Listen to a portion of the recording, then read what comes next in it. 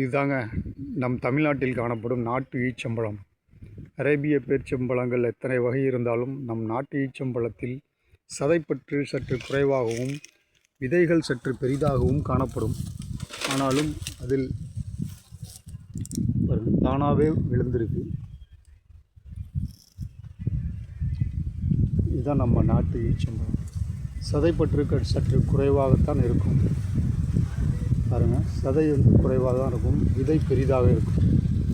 ஆனால் இதில் உள்ள சத்துக்கள் நெருக்கமாக, செல்கள் நெருக்கமாக இருப்பதனால் சத்துக்கள் குறைவான சதைப்பற்றில் அதிக சத்துக்கள் நெருக்கமான அமைந்திருக்கும்.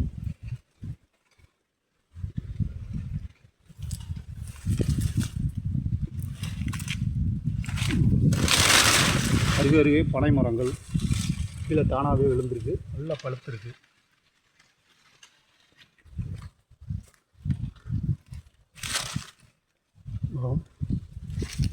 இது சுவையாக இருக்குது. கொஞ்சம் தோற்பு இருக்குது.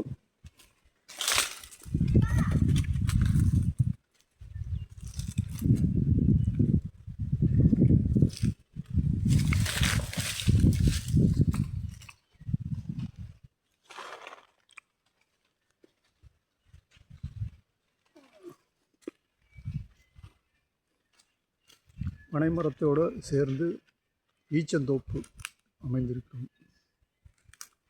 மிக உயரே அமைந்திருக்கும் வயதான ஒரு ஈச்ச மரம்.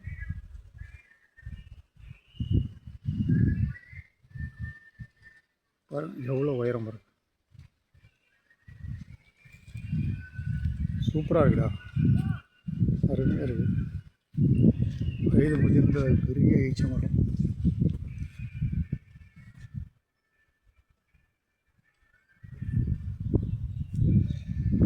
இதுதான் அந்த பெரிய உயரமான ஈச்சமரம். அந்தளவுக்கு உயர்தர கேமரா இல்லை, சாதாரண செல்லில் எடுத்தது.